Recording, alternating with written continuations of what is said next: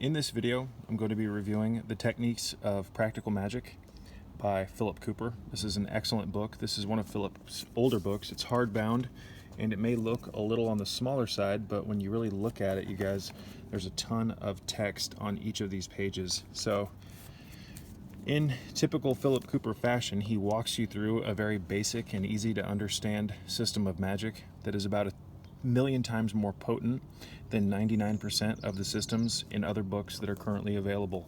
The one thing I love about this author is his no-nonsense approach to this subject of magic. There's no superfluous talk and unnecessary verbiage. It's directly to the point. It gives you exactly what you need. It explains exactly what to do and what to expect from your efforts. So there's a lot of information in this book about the planets, how to utilize the planetary energies or the spheres in your workings, in your magical works. Phillip walks you through the inner temple exercise.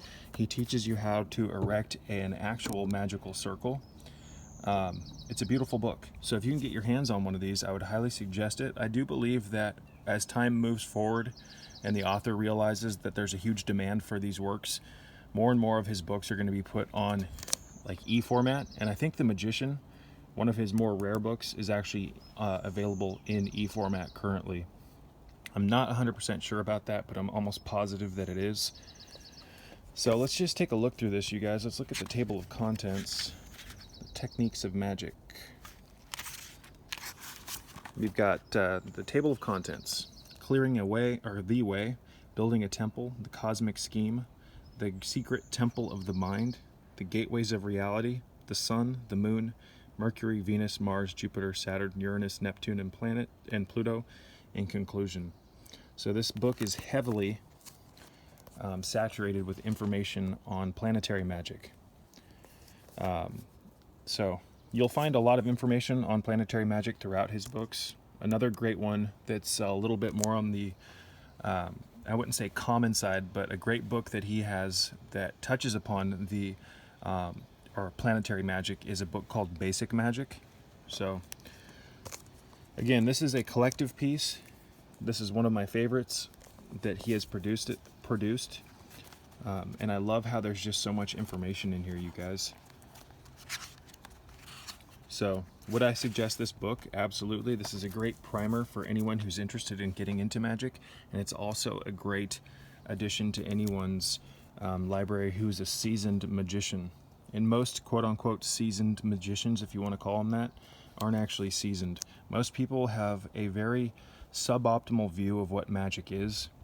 There's so much superstition and mental illness in the subject of magic, and that's really why I love this author's book. He comes into the picture, clears the cobwebs, helps you get rid of any,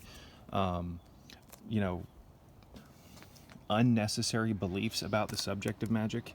It's just a beautiful thing. This is a great book, you guys.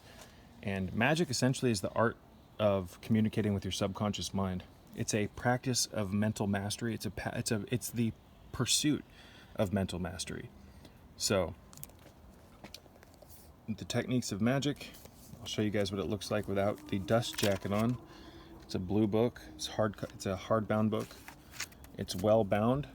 This is in excellent condition. It's almost near mint, other than this little damage that has taken place, this little bit of damage that's taken place on the dust jacket, if I can speak today, excuse me.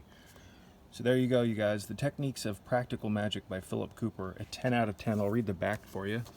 Phillip Cooper was born in Northampton, England, when the young son had his half course through the sign of Aries the Ram.